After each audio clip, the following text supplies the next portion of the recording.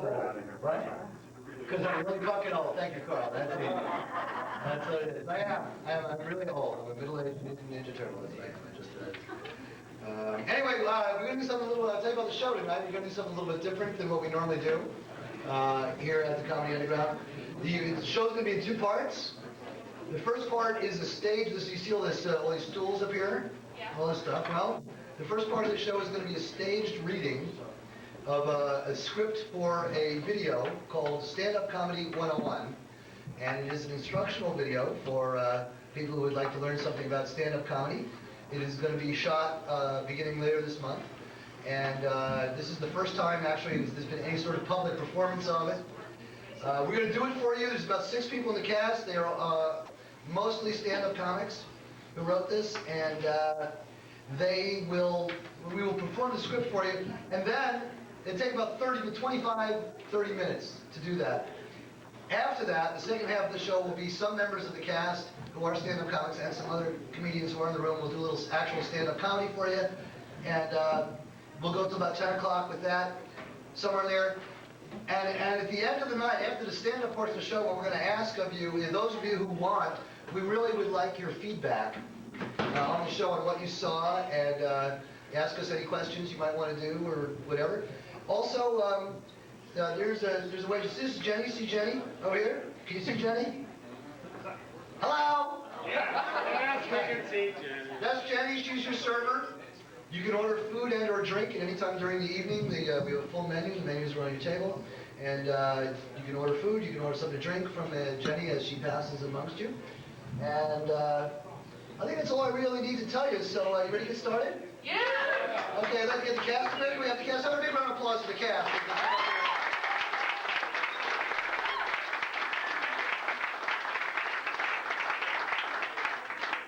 Okay. Now this gentleman over here in the hat. See the guy in the hat? Yeah? See the guy in the hat? Yeah! Okay. Well, the hat's done. Anyway, this gentleman right here, his name is Wally Dalton, and he is the director. And he will be reading stage directions during the show. He's got a microphone there. He'll be reading some of the stage directions. His words and descriptions will take the place of the visuals, the film visuals that are going to be actually in the... So use your imaginations, and when Wally is talking, close your eyes, think happy thoughts, and fly off to Neverland, right? Cool? Pirates. Yeah? Kidnap the fucking mermaid. What do I care? Anyway, are we ready to start? Yeah! Ladies and gentlemen, first time ever, world premiere, Stand-Up Comedy 101. Woo!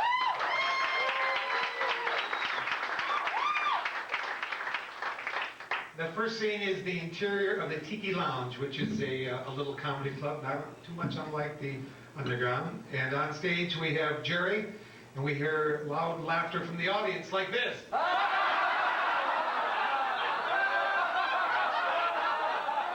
I said to him, what do I look like, Citizen Kane? And thank you very much. And keep supporting live comedy, folks. It's the best, and so are you. Thank you very much, and good night. Jerry leaves and is met by Monty, who is on his way to the mic. Let's keep it going for Jerry and Armstrong. You can catch him on Comedy in Your Face on cable this weekend. He'll be doing a set later this month on The Tonight Show. Hey, you know, it's funny, Jerry didn't mention Montana, but I'm gonna.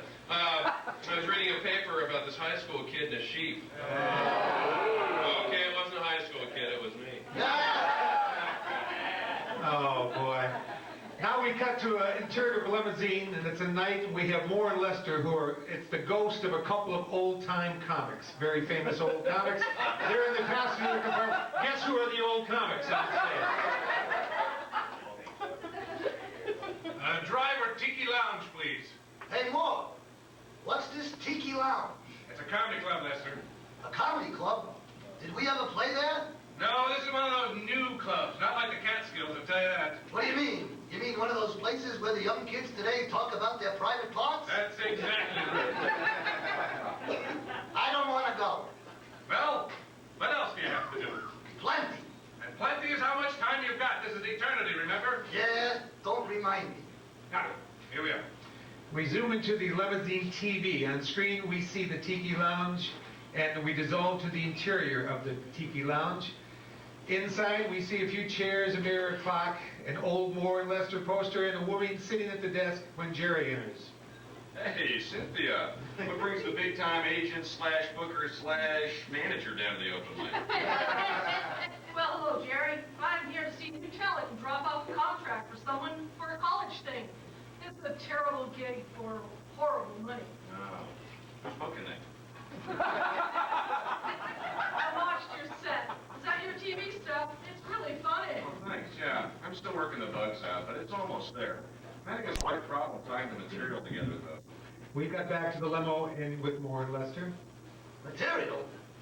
What does he know about material? We had material. Yes, and look where it got us.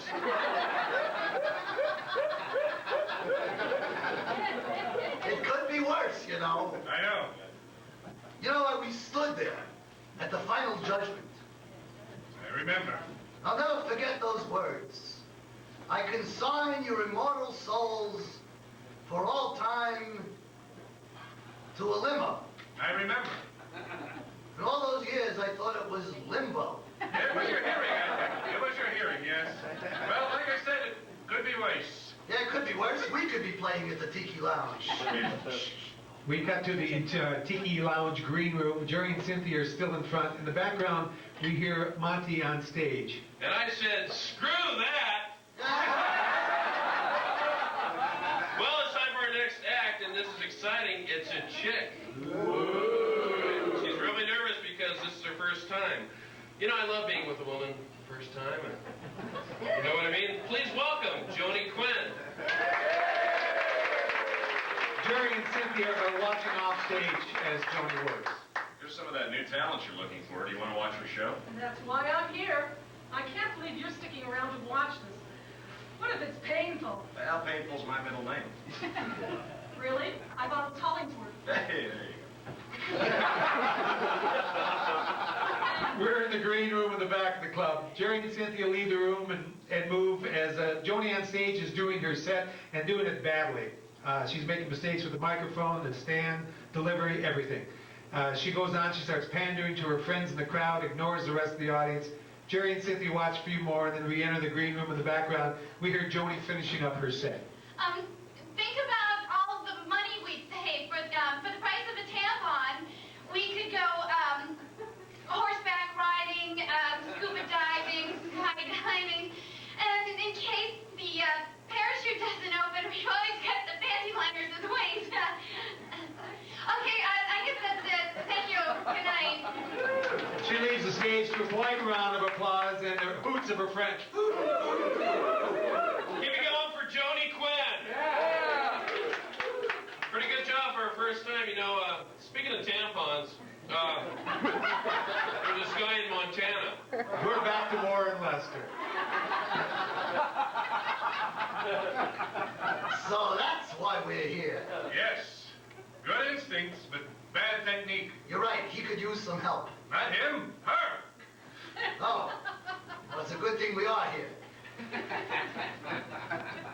We're in the Tiki green room. I like her. She's rough, but there's something there. It's so nice to see a fresh face. What do you think? Well, I thought she, Oh, I'm sorry. I didn't know there was anyone in here. Oh my God, you're Jerry Armstrong. I just saw you. I mean, I'm seeing you. I mean, not that we're seeing each other. Oh, that can't be a bad thing at all. No, I love that. No, I've seen you on TV before. yeah, well, those charges were dropped. I had nothing to do with it. Oh, good. Oh, I really liked your act tonight. Thanks. Did you see mine? Well, I'm seeing you right now. I mean, we're seeing each other. Not that would be a bad thing.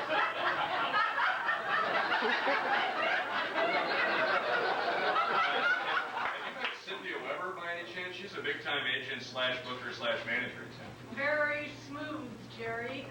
Nice to meet you. Good job tonight. Really? Thanks. I was so nervous. This is my first time.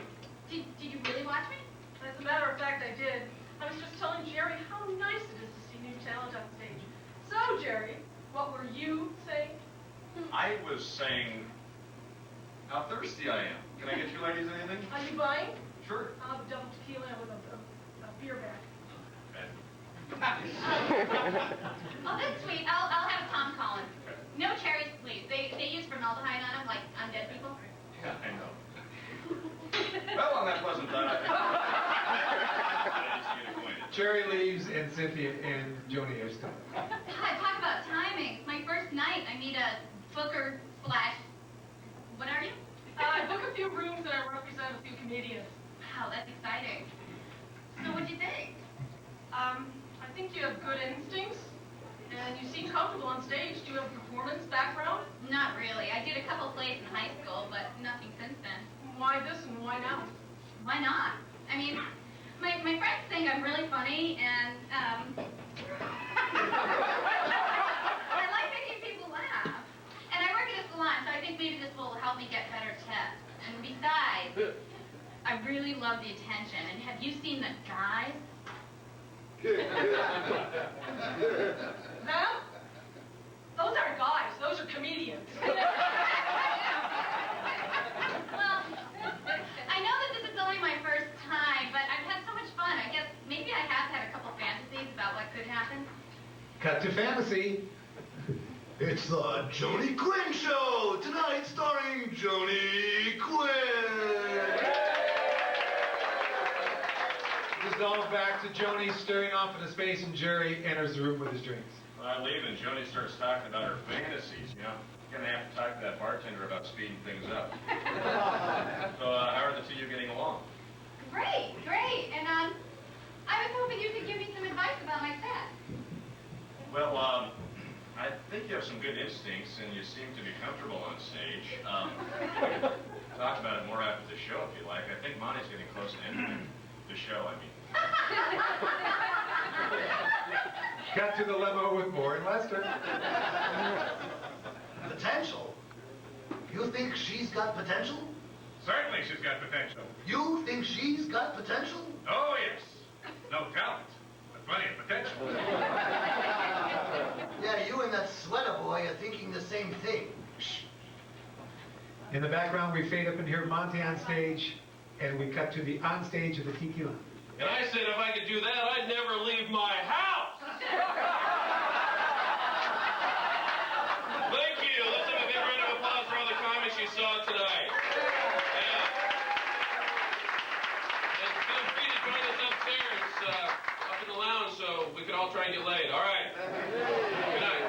Cut to shot of crowd leaving, entering upstairs bar. With camera follows Monty and the audience upstairs. We see Legends of Comedy wall background with Moore and Lester picture prominently displayed. We follow Monty as he sees and approaches Joni, Jerry, and Cynthia talking at the table. Hey, Jerry, mind if I join you? No, not at all. We're just talking about the show tonight. Yeah, it was pretty good. You did a good job tonight, Jackie. Oh, thanks. Joni. Right, that was your first time on stage. Yes, it was. In fact, Jerry was just about to give me a friendly critique of my set. Well, not so much a critique as a few suggestions. I love that tampon bit. That's funny. That was quite amusing. What I was trying to make, however, was that you look very comfortable on stage for being your first time. There's just a couple of things you might want to think about when delivering your material. So, for instance, eye contact. Now, you should make a connection with your audience, and also the microphone. Sometimes your gesturing could move the microphone away from your mouth, and the audience lost what you were saying. We cut to a Moore and Lester instructional film, black and white with dust and scratches, an old 1950s industrial film. Here we have the essential microphone. An instrument used to capture and intensify the voice. Sound waves are transformed electromagnetically into variations of electric current. The modern microphone is our friend. Use it wisely. Remember to keep the microphone about 3 inches from the mouth.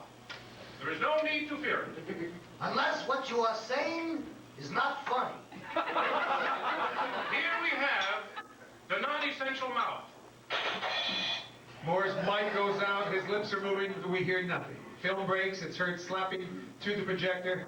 We cut to the table upstairs at the Tiki Lounge. And a couple of times you moved too far out of the light and some of your facial expressions lost their impact. You should try to stay in the light and play your set to the entire room.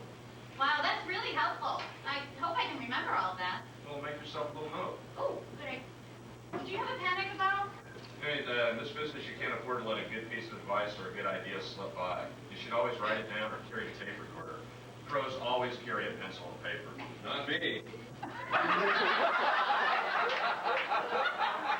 Tampon jokes for you people who can't see in the back. So, how about you, Monty? Any pearls of wisdom? I like that tampon business. Hilarious. Yeah, make sure you put that quote on your resume as soon as you get home. I wish I could do this every night. Well, you know, the next open mic isn't for another week, but we're doing a benefit tomorrow night at the community center. Would you like to come with us, maybe do a little time? That'd be great. I'm kind of having car problems, though. Can I carpool with you guys? Well, I'm actually riding with the monster.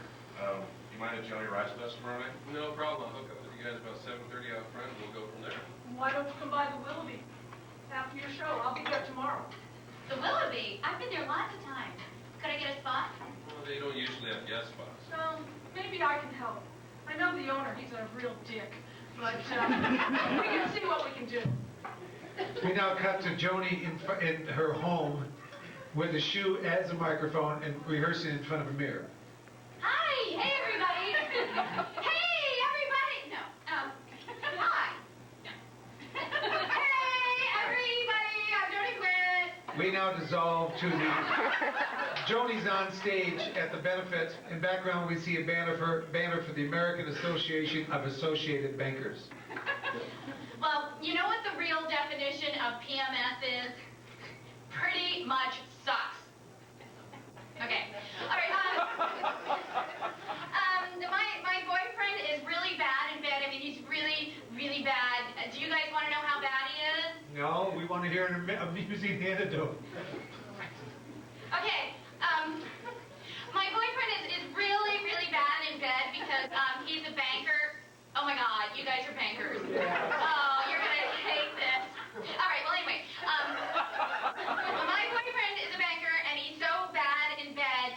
His name was Mike, but I used to call him Ira because his interest was usually low and there was a penalty for early withdrawal. We shoot the audience who are stone-ass cold silent. We go to a bombing, black and white stock footage of a plane's door opening and bombs coming out. Smoke clears, dust settles. We see Moore and Lester standing in a foxhole. They are covered in dirt, faces smudged, yet the martinis are in fine shape. I could see that one coming. I could smell that one coming. We cut to the car interior where they're leaving the benefit and they're on the way to the Willoughby. They discuss the show. I thought it went pretty good, Joni. Whose show did you see? Thanks, but I was really having trouble hearing myself. It threw me off. I was so nervous. Well, you know, nerves can be a good thing. It keeps you on your toes, and you did a really good job tonight with the mic. You kept it really close to your mouth, and the crowd could understand what you were saying. Yeah, you really got into the mic. You know, volume is power. Yeah, but screaming isn't. Well, Screaming is just annoying. Well, yeah. How come I felt like I was bombing? That's probably because you were. I think it's because of the material you chose. Well, those jokes went over great last night. Well, they did, but they just weren't right for this group. What about the PMS joke? I love that one. Yeah. It's just you have to pick and choose your material a little more carefully. It's not just what your friends think is funny. See, this was a benefit for a conservative crowd, so R-rated material might not have been the best choice. Maybe I'll just drop it. Just rewrite it. How? You say the same thing in a different way. Listen to the audience and hear where they laugh, and you focus there.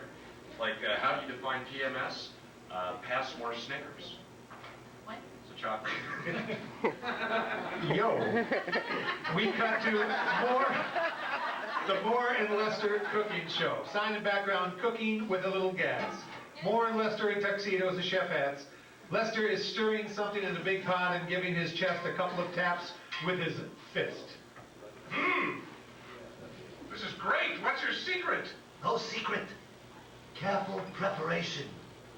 Yes, I developed and tested my recipes at some open crock nights. At local kitchens. So unlike you, I know exactly what I'm doing. Nothing but the best material in this pot, pal. No stale or stolen ingredients in this tub, Bubba. So you're not just making this stuff up as you go along. What, are you kidding? If I were kidding, you'd be laughing. So you don't just throw in whatever? Of course not. But if the occasion warrants, I do have room to make it a little spicier or a little nuttier. Hey. What the hell is this? Don't you know that tonight's guests are morally opposed to the consumption of rubber products? Oh, look at this. We're out of time. We cut to the car interior. You know, the jokes you remembered, those were pretty good. What do you mean? Well, you kept doing these long pauses. It looked like you were trying to remember your next line. I was. Well, that's okay. Just don't let the audience know. No, really, I couldn't remember. Well, pretend that the pause is on purpose then. Maintain your eye contact. But, you also did several setups for the same joke, and you apologized for it. When you say, I know this joke is stupid and you're going to hate it, they're probably not going to like it. Well, that stupid heckler made me nervous. Well, I think that happened because of the way you told the joke. So you asked a rhetorical question. It's always easier to tell the audience what you're going to say rather than opening up yourself to problems. Yeah, instead of saying, did anyone see this in the newspaper, you should say, so I'm reading this in the paper. Oh, I get it. It makes you seem more sure of the jokes, and then you can take them where you want to take them. Exactly. And you did the right thing by ignoring the heckler. You kept going. You didn't take it out on the audience. You should never let one person spoil everything. That's why they heckle, They want attention. I would have slammed it with a big tampon.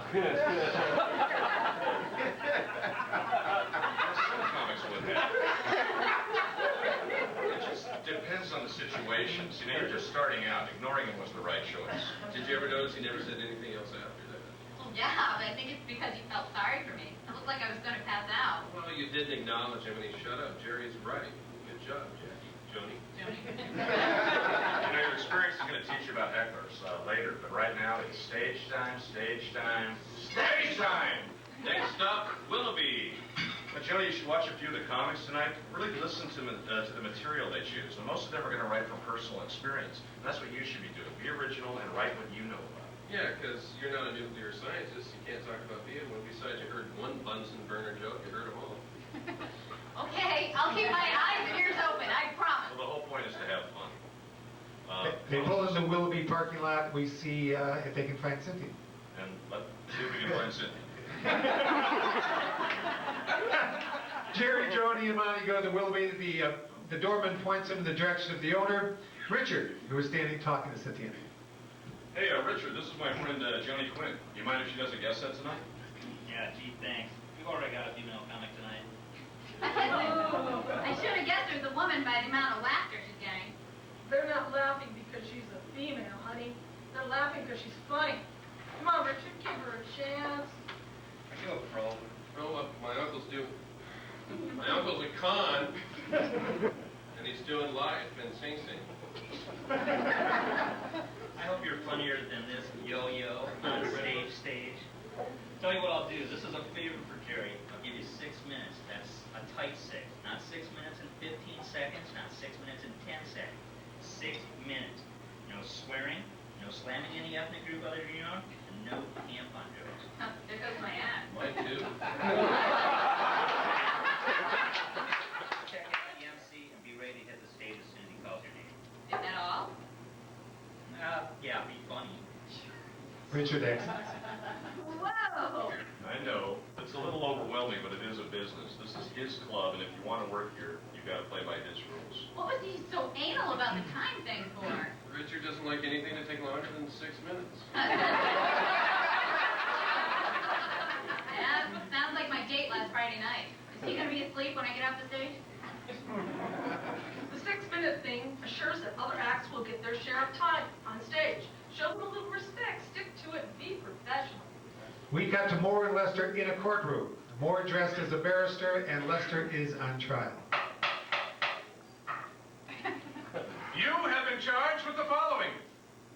showing up on time. Heckling another comic. Not being funny.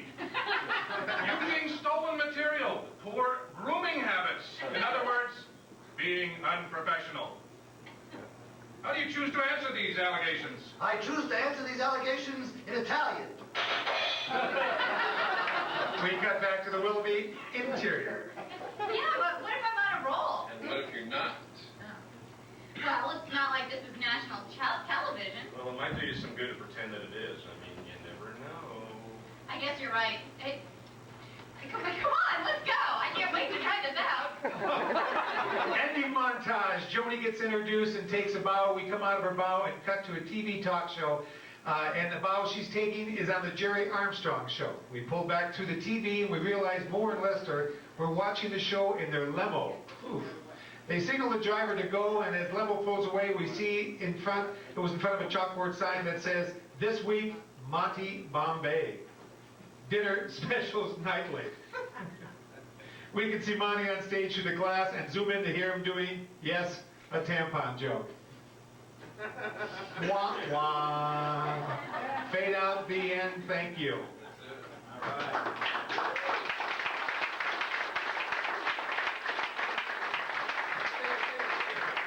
Just want to introduce the cast, by the way.